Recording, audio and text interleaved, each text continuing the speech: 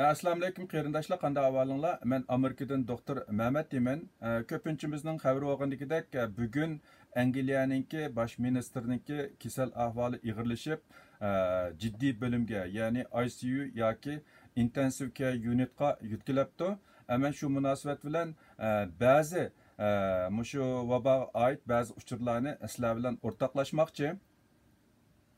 Әмді көпінчіміздің қабір оғандекідек, инсанлар bu vabaga giriptar bo'lgandan keyin mushu bosh og'rish, qizish, gili og'rish, ish surilish, qo'sqa og'rish degandagidek nurg'un kasallik alomati paydo bo'lgandan boshqa eng muhimi bu virus shu insonniki nafas yo'liga, o'pkisiga ig'ir zaxmi paydo qilib, nafas ilishga ta'sir ko'rsatib, oxirisida odamningki hayotiga tahdid ilib keladigan gap. Hozir endi mushu uchur axborotlarda va yoki hukumat amaldorlarining tashabbusiga asoslangan vaqtida ular ko'pincha ahvolda kasal bo'lib qolsanglar uyda o'tiringlar degan tashabbusni qilyotidi. Shu munosabat bilan ba'zi qarindoshlar biz kasal bo'lib qolsak, uyda o'tirsak, doktorga bormasak qanday bo'ladi degandek ba'zi andishlar tufaylidan mendan savollarni so'rganlar bo'ldi. Men shu munosabat bilan bu qarindoshlarga javob bergach, shu jihatda mening o'ylaganlarimni sizlar bilan o'rtoqlashmoqchi. Endi bu virus odamningki nafas yo'li orqali o'pkisiga kirgandan keyin o'pkisida o'pka donchilarining ichidagi hujayralarni zaxmi qilib, bu yerda mushu biz sirtdan nafaslanib kirgizgan havoninki qonga o'tishiga to'sqinlik qiladigan gap. Agarda bu zaxm bo'lgan o'pkining doirasi bak cho'ng bo'lgan vaqtida bizningki nafas ilishimizga, ya'ni sirtdan nafaslanib kirgizgan oksigenni qonga o'tkazish ig'ir to'sqinligiga uchrab, bizga oksigen yetishmasligi sababidan hayotimizga tahdid kelishi yoki o'lib ketishimiz mumkin. Unda bo'lganda bu kasal bilan yuqumlanganligidan gumon qilgan yoki bu kasalga munosabatli ba'zi kasal alomatlari ko'rilgan vaqtida qanday qilishimiz kerak? Doktorga berishimiz kerakmi yoki uyda o'tirishimiz kerakmi? Doktorga borgan vaqtida qanday ahvol ostida doktorga berishimiz kerak degan bu masalalar ustida men qarindoshlarga ozroq uchur bermoqchi. Endi bu kasal bizniki bu kasalga bo'lgan tushunchimizga asoslangan vaqtida bu virus bilan yuqumlangan ko'pincha kishilar hozircha 80% atrofida deyilyotidi. Ularda kasal alomatlari nihoyat yengil bo'ladi yoki bo'lmasa ba'zida hatto o'ziniki yuqumlanganligini bilmay saqib ketishi mumkin. Endi bu kishilar normalda alayda doktorga berib davolanish hojati yo'q. Ya'ni uyda yaxshi orom olib, uyda qaynoq suvni yoki sho'rpini jiq ichib, yaxshi orom olib, yaxshi uxlab bersa, odatda 3 hafta ichida o'zligidan saqib ketishi mumkin.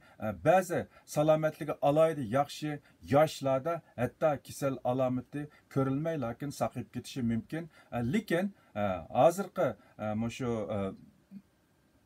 ahvolga asoslangan vaqtida bu virus bilan yuqumlanuvchilarning ichida 20%niki doktorga ko'rinib davolanishninki zo'r ekanligi, ularning ichida 15%niki balans etib davolanishi kerak ekanligi, ularning ichida 5%niki mushu ICU yoki intensive care unit yoki qutqizish bo'limiga yetib jiddiy qutqazmasa hayotidan ayrilib qolganligi ma'lum. Unda vaqtida biz zodi mushu 80% ichiga tabami yoki 20% ichiga tabami yoki qanday vaqtida bizniki ahvolimiz taraqqiy qilib shu 20% ichiga kirdi degan vaqtida bu hammamizni bilishga zo'r bo'lgan bir masala.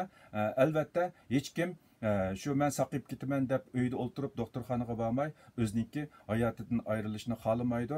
Haqiqatanmi yaqinda ba'zi yosh insonlarniki alayda kasal alomati bo'lmagan, lekin ushtumtut kasal alomati chiqib doktorga berib o'g'itchilar o'lib ketgan ahvol mavjud.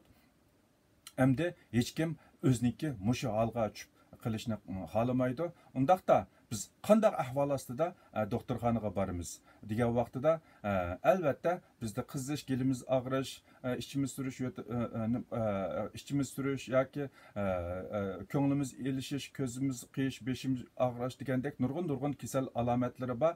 Bu alomatlarniki shu o'zgarishini, ya'ni kundan kunga o'zgarishini. Agar kundan kunga bu ig'irlashsa, cho'qim doktorga telefon qilib, doktorniki fikrini elishimiz kerak. Anandan keyin qisman ahvol ostida bu xil kasal alomatlari ancha ig'ir bo'lmay, ba'zi odamlarningki ushtum tut nafsi ig'irlashib ketadigan bundaq ahvollar bor.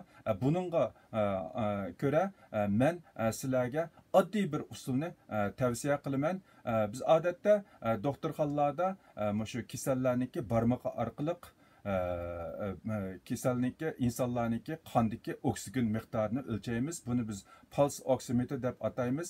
Odatda Amazon'dan yoki torlardan olsimi nayt oddiy buni barmoqqa bekitish orqali lakinza shu qondagi oksigenniki miqdorini o'lchigili bo'ldi. Men bu videoning keyiniga buniki shaklini, ko'rinishini, ismlarini men yana tafsili deb qo'yman. Agarda amalı bak yerindaşlar bu qolsa, buni darhol tordan ilib yininglarda, davamlıq yininglarda saqlab qo'ysanglar, bu da işletish usuli aytdi oddiy. Buni barmoqinglarga shunday tekkizgandan keyin to'g'ri tekkizsanglar, bir necha sekundga qolmay lakinsa oksigenniki qondagi oksigen miqdorini o'lchab chiqarib turdi. Normalda 98% dan yuqori bo'ldi. Ba'zi odamlarniki 95% atrofida egiz past bo'lishi mumkin, lekin normalda 92% dan tuvan bo'lmaydi. Alayda o'pkida alayda bir ahvol bo'lmasa yoki atrofdagi muhitda oksigen miqdori tuvan bo'lmasa yoki biz shu asbobni to'g'ri qo'llanolmagan bo'lmasak, normalda bu yerda ko'rsatgan son 95 dan yuqori bo'ldi.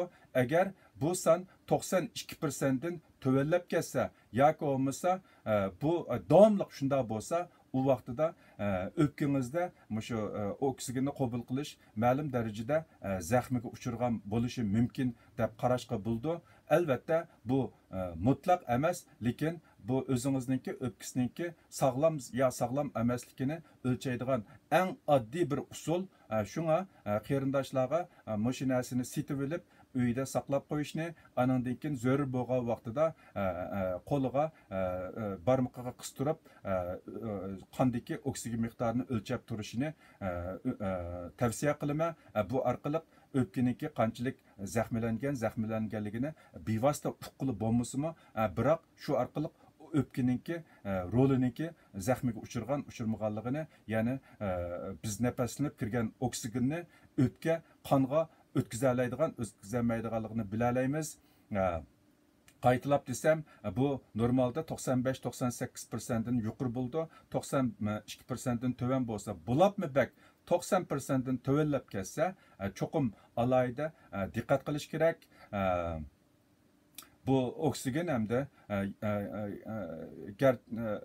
shu virus bilan yuqumlanmagan taqdirdami bizningki qondagi oksigenniki uzun muddat 90% dan tuvan bo'lishi menga nisbatan bir ost xarakterlik zaxmi paydo qiladigan ish, ya'ni o'zimizningki xotirasini saqlayolmaslikqa yoki bo'lmasa qiyirgan vaqtida aql o'shimizni baldur yo'qotadigan shunday zaxmlarni keltirib chiqarishga sabab bo'ladigan bir omil. Shunga biz odatda qinimizdagi oksigen miqdorini cho'qim 95% dan yuqori tutishga kafolat qilish bo'lib, yosh cho'ng'aygan vaqtida alayda diqqat qiladigan bir ahvol. Bugun shu munosabat bilan buni qarindoshlarga tavsiya qilishni to'g'ri ko'rdim. Hammanglarniki anglag'inglarga rahmat. Agar bu uchur qimmati bor ekan deb qarasanglar, ko'plab tartib qo'yinglar, texnika ko'p qarindoshlar foydalanib qolsin. Bu hozirgi mushu vaziyatda alayda muhim deb qarag'anligim uchun buni bugun alayda program qilib sizlarga tavsiya qildim. Xayr xo'sh, kelaqtim ko'rishamiz, ko'rikishcha omon bo'linglar.